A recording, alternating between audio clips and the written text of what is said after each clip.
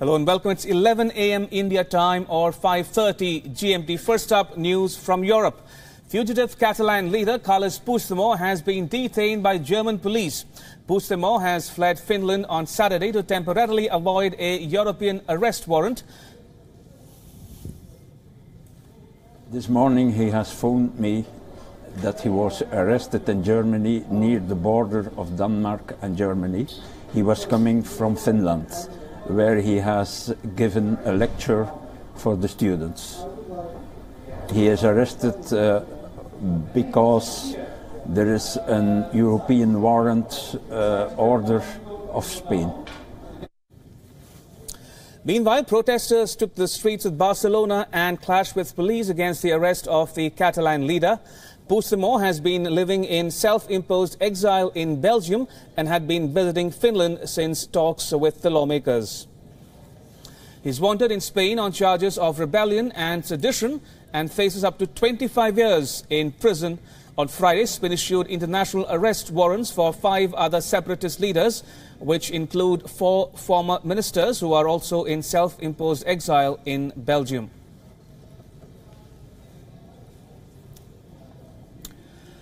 And joining me live from the WION newsroom this moment is WION senior foreign editor Padma Rao. Good morning, Padma. Is the law beginning to catch up with Puigdemont?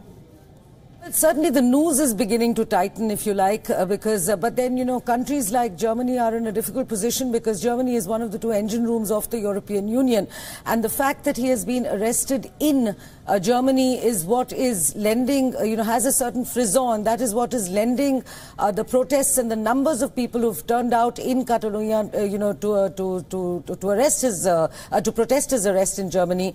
That has swelled simply because this has happened in Germany. So, there is a certain emotional top note to these protests. Having said that, Ramesh, the reports I'm getting from the German media is that, the politicians are pretty divided. The left, which is a small minority which sits in the opposition, is demanding that he be set free. The Greens are saying that, after all, it was a domestic issue, but the law has to take its course. That's what the SPD ruling in the coalition is saying, the Justice Minister. So there is a variety of, but by and large, the Germans are watching and waiting to see what the public prosecutor of the northern land of Schleswig-Holstein, where Mr. Puigdemont is being held, what they're going to say. They're going to be going through all the Spanish documents that have been provided to them, and they're going to take a call on whether they can keep him on in custody as per the European arrest warrant,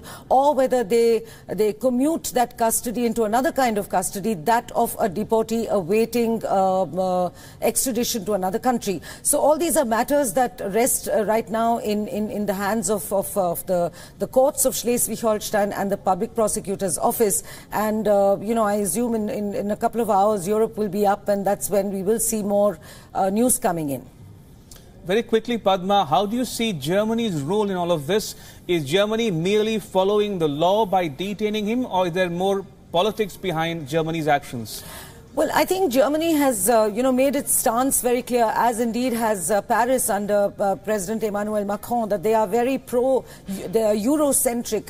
Chancellor Angela Merkel and President Macron are Eurocentric, and they intend to conduct politics of Eurocentricity. So this will obviously oblige Berlin and Paris to look at Mr. Puigdemont's case also within the realms of the European Union. And this is an EU arrest warrant and an EU request for extradition that has been issued by the government of Spain in Madrid. So, they will be torn. And as interestingly, as the Free Liberals in Germany were pointing out, they said, there are 2 charges against him. One is treason, one is incitement to rebellion.